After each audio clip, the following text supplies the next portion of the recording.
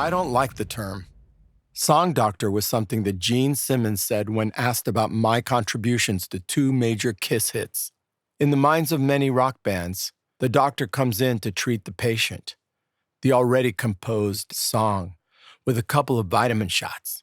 The doctor's role is viewed as minimal. He's not really a writer. He's a fixer. I reject that notion.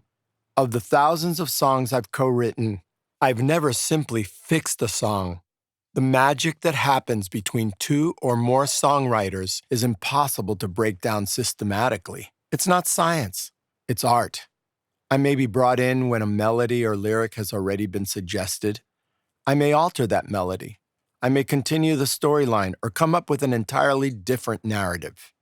Or start from scratch, which is most often the case, because I am both a musician and a lyricist, a piano player and a vocalist, a producer and an arranger.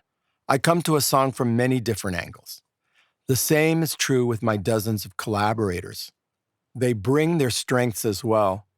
That's why my approach is that credit be distributed equally among all participants.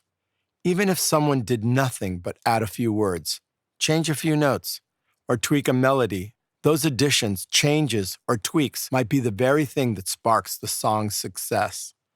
But egos are egos, and egos can sometimes undermine the collaborative process and its aftermath. Before you enter the room, the sign may say, "Leave your ego at the door." But when the song is written and you leave the room, your ego is right there waiting for you. When the song becomes a smash, your ego emboldens, especially if you're the band leader hungry for credibility as a writer. It's easy to forget or resent the fact that you didn't write the song alone. I've seen this pattern emerge over and again. Yet collaboration is at the heart of my songwriting process. I love kicking ideas around. I love working with 1 or 2 other composers, men and women, whose backgrounds and instincts are different than my own. It's an exhilarating experience that never grows old. No matter what has happened in my life, collaborative songwriting has been a constant. It's nearly impossible not to become friends with your collaborators. The experience breeds intimacy. When done best, it's a heart-to-heart exchange. Sometimes, though, it can take a while for hearts to open. Other times, the chemistry is instant. That was the case when John Bon Jovi called to ask me to write with him and his lead guitarist, Richie Sambora. I didn't know this then, but John's plan was that he, Richie, and I would write together and generate some income by composing songs for major artists other than Bon Jovi. Ironically, we got together only months after I was dropped as a writer from Walden Cotillion Music, the publishing arm of Atlantic Records. They didn't think I had written enough hits for them and didn't pick up my 3rd term. The initial Bon Jovi-Sambora Child session took place in the dead of winter in a little wooden house on the edge of a New Jersey swamp where Richie still lived with his mom and dad. Nearby was a complex of oil refineries, looming over the brown and gray marsh. It was not an idyllic rock and roll setting that day.